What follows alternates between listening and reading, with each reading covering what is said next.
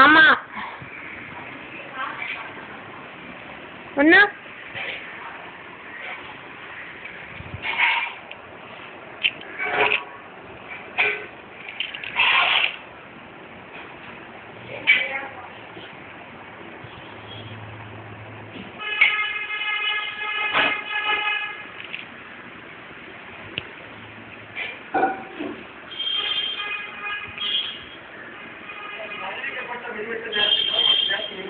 செய்யப்படவில்லை.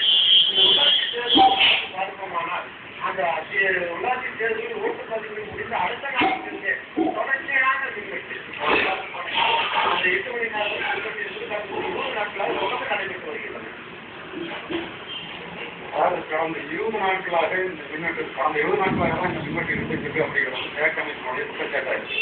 உள்ளாட்சி தேர்தல் வாக்குப்பதிவு முடிந்த இந்த மின்வெட்டு வந்து ஏற்பட்டிருக்கு அப்படின்னா அப்படின்னு வந்து இவங்க புகார் சொல்றாங்க.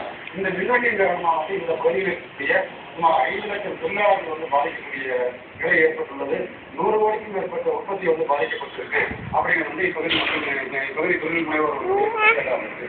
உடனடியாக இந்த மின்வெட்டை வந்து குறைக்கல அப்படின்னா நாங்கள் வந்து அடுத்த கட்டமாக உண்ணாவிரத போராட்டம், சாலை மறியல் உள்ளிட்ட பல்வேறு கட்ட போராட்டங்களில் ஈடுபட போவதாகவும் அவர்களுக்கு தங்களுடைய நிர்வாகிகள் வந்து ஆலோசனை கூடிய விரைவில் வந்து அந்த அறிவிப்பை வெளியிடுவோம் என்றும் இந்த தேக்கமைப்பின் சார்பில் வந்து தெரிவிக்கப்பட்டது.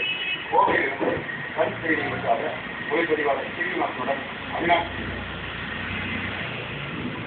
மாநில சங்கம் தலைமை ஆணையராக ஸ்ரீபதி நியமிக்கப்பட்டது செல்லும் என சென்னை உயர்நீதிமன்றம் உத்தரவிட்டுள்ளது.